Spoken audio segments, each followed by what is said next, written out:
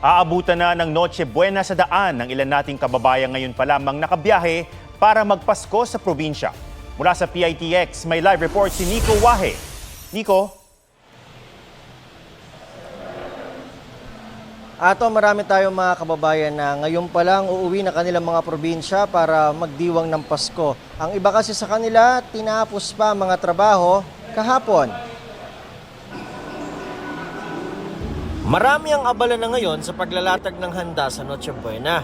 Pero may ilan tayong kababayan, babiyahe pa lang pa probinsya at tiyak sa kalsada na aabutan ng Pasko.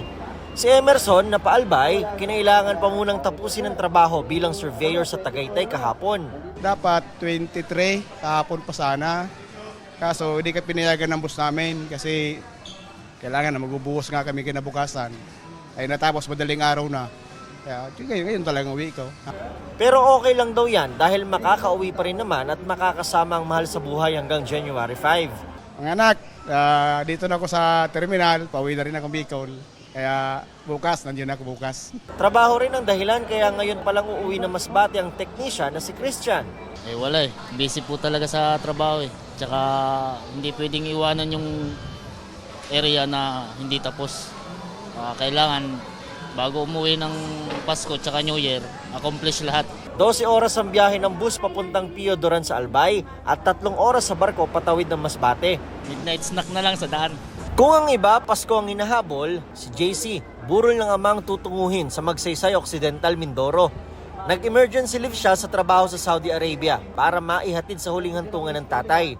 Mahirap tanggapin na yung pinaglalaanan mo ng pagod, puyat, para masuportahan sila tapos mababalitaan mo lang na mawawala nang wala ka sa tabi nila. Ang kaso, hindi niya naabutan ng biyahe ng bus. Ang next trip naman bukas pa ng umaga. Sasakay na lang daw siya pa Batangas Port at magbabaka sakali kung may biyahe pa Calapan at pauwi sa kanilang bayan. Isa lang si JC sa mahigit 140,000 na pasahero na pumunta sa PITX ngayong bisperas ng Pasko.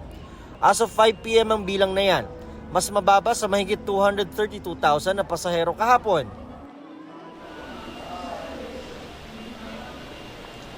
Atom, as of 10 p.m., 190,133 na ang mga pasaherong dumagsa rito sa PITX at nadadagdagan pa yan dahil may mga pasahero pa ngayon na pumapasok rito. Lahat gustong humabol na makauwi na sa kanilang mga pamilya at magdiwang ng Pasko.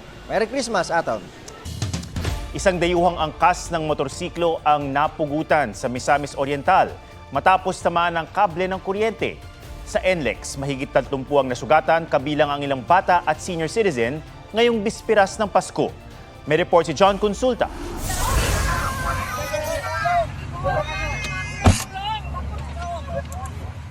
Nag-iiyak na lang habang nakasalampak sa damuhan ang mga pasaherong ito. Sugatan ng ilan sa kanila matapos tumaob ang sinasakyan nilang minibus ilang oras bago magpasko. May mga sakay pa itong bata at senior citizens. Ate, huwag kang gagalaw. Kulang kayo. Batay sa investigasyon, nawala ng kontrol ang minibus at umikot paharap sa nakasunod nitong AUV. Aabot sa 31 ang sugatan ayon sa PNP. Parang self-accident siya. Allegedly, yung driver, sabi niya doon sa initial investigation, meron daw siyang narinig na maingay sa sasakyan. Ayon naman sa San Fernando Police, magkaibang bersyon ng driver ng minibus at AUV. Kapwa silang nakadetain at pareho raw na magsasampa ng reklamo laban sa isa't isa. Oh my goodness, walang ulo. Oh Lord, Diyos ko Lord, walang ulo. Sa Hingoog, Misamis Oriental, naputol ang ulo ng lalaking Indian national. Quick, kinuop ko na ng ulo, Lord. Base sa investigasyon, aksidenteng natamaan ng truck ang isang kable ng kuryente. Tumalsik ang wire sa nakasunod ditong motorsiklo at tumama sa leeg ng angkas. Patuloy na hinahanap ang tumakas sa truck driver. Sa Tupi, South Cotabato, 7 magkakaanak ang nasawi matapos bumangga sa puno ang kanilang van nitong Lunes. Nawala ng preno ang van ayon sa mga pulis. Sugatan ng driver nito na posibleng maharap sa kaso. Sa Lawag City, Ilocos Sur, nahuli kamang pagsalpok ng tricycle sa nakaparadang sasakyan. Ayon sa driver, nahilo siya kaya nawalan ng kontrol sa manibela. Nagkaayos na ang driver at may-ari na nabanggang sasakyan. John Consulta, nagbabalita para sa GMA Integrated News. Nalubog sa baha ang ilang probinsya sa Luzon. Asahan din ng maulang panahon hanggang bukas, araw ng Pasko, dahil sa pinagsamang epekto ng hanging amihan, easterlies at shear line. May report si Bernadette Reyes. Magpapaskong isolated ang 5 barangay sa Del Gallego, Camarines Sur. Dahil sa walang tigil na pag-ulan, lumagasa ang baha mula sa 2 malalaking spillway. Dismayado ang iba dahil hindi sila makapunta ng palengke para mamili ng pang Noche Buena. Sa Baco, Oriental Mindoro naman, nagdeklara na ng state of calamity dahil sa 2 linggong pabugso-bugsong pag-ulan. Nagresulta yan sa malawakang pagbaha na posible pang umabot hanggang bagong taon. Bumaha rin sa ilang lugar sa bayan ng Nauhan. Baha rin sa Tagkawayan, Perez at Atimonan sa Quezon. Dulot yan ang umapaw na spillway at ilog. Ang mga taga-Kasigura ng Aurora pinag-iingat sa banta ng landslide dahil sa patuloy na pag-ulan. Tagos sa buto naman ang lamig sa Bontoc Mountain Province na nakakaranas ng panakanakang ulan. Habang nagka-landslide sa Natonin Mountain Province, pansamantala pang nawalan ng kuryente matapos maputol ang primary line dahil sa mga bumagsak na puno. Sa rainfall map ng Metro Weather, magpapatuloy pa ang maulang panahon sa buong bansa bukas, araw ng Pasko. Dahil yan sa pinagsama-samang epekto ng hanging amihan, easterlies at shear line o yung pagsalubong ng mainit at malamig na hangin. Sa heavy rainfall outlook na inilabas ng Pag-asa, posibleng makaranas ng heavy to intense rains hanggang bukas ng tanghali sa Aurora, Quezon, Camarines Norte at Catanduanes. Bernadette Reyes, nagbabalita para sa GMA Integrated News.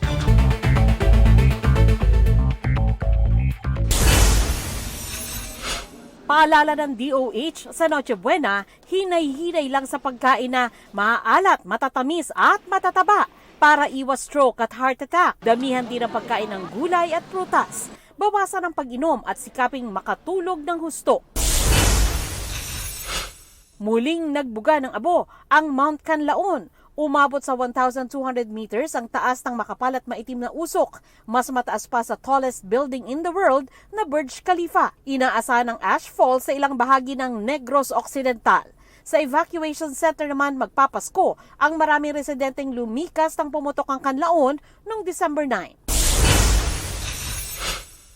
Mahigit 6 trillion peso proposed 2025 national budget pipirmahan ni Pangulong Marcos sa December 30. Ayon sa Presidential Communications Office, magaganap ang signing pagkatapos ng Rizal Day program sa Maynila. Ipinagpaliban ang pagpirma ng Pangulo na dapat sanay noong December 20 para ma-review pa ang budget. Sandra Aguinaldo nagbabalita para sa GMA Integrated News. Hindi natinag ng ulan ng mga dumalo sa Misa de Gallo o Christmas Eve Mass sa Manila Cathedral. May live report si Von Aquino. Von? Atom, sa kabilangan ng masamang panahon ay marami pa ring mga mananampalatayang Katoliko ang dumalo sa Christmas Eve Mass dito sa Manila Cathedral. Napuno ang simbahan at kahit sa labas, may mga nagpayong para makadalo sa Misa de Gallo. Sa kanyang homily, binigyan diin ni Manila Archbishop Jose Cardinal Advincula na ang ating Panginoong Hesukristo ang nagbibigay pag-asa at lakas sa atin sa kabila ng mga hamon sa buhay. Si Jesus anya na ipinanganak sa mundo, may pangalan at may pamilya, ay hindi nalalayo sa atin at kasama natin siya sa ating paglalakbay. Mas espesyal pa anya ang Christmas Eve Mass dahil ngayong gabi sa Roma ay formal anyang bubuksan ni Pope Francis ang 2025 Jubilee sa pamamagitan ng pagbubukas ng Holy Door ng Papal Basilica ng St. Peter na may temang Pilgrims of Hope, Lakbay Pag-asa. Without Jesus, there is no hope. His love makes us stronger to face all life's difficulties. Merry Christmas to all of you. Masaya, meaningful, kasi lalo sa ating mga Pilipino, kasi magkakasama sa family pa nagsisimba, tapos nire-remember natin yung pagsilang ni Jesus. Atom, ang Christmas Day Masses naman dito sa Manila Cathedral ay gaganapin ng 8 a.m., 10 a.m., 4 p.m. at 6 p.m. Merry Christmas sa'yo, Atom! Merry Christmas at maraming salamat, Von Aquino. Matapos ma-stranded ng isang araw, nakabiyahe na ang mga pasahero mula sa Batangas Port pauwi sa mga probinsya. Umabot ng 10,000 ang mga pasaherong nakatawid mula sa Pantalan kaninang hapon. Hindi na rin siksikan sa mismong terminal. Pero ilang may dalang sasakyan ang naghintay pa rin sa tagal ng pagkakarga.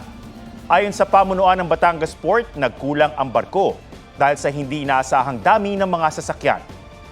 Kasabay ng panakanakang ulan, magaan ang biyahe sa SLEX. May namataang mga kambing na pumasok sa expressway pero agad namang napaalis. Naka-standby ang mga towing at emergency units pati HPG para umalalay sa mga motorista. Libre naman ang toll sa Skyway system na IAX, SLEX, Star Tollway at TPLEX. Pati na rin sa NLEX, NLEX Connector, SCTEX, CALAX at Cavitex hanggang alas 6 ng umaga bukas. Huwag magpahuli sa mga balitang dapat niyong malaman. Mag-subscribe na sa GMA Integrated News sa YouTube.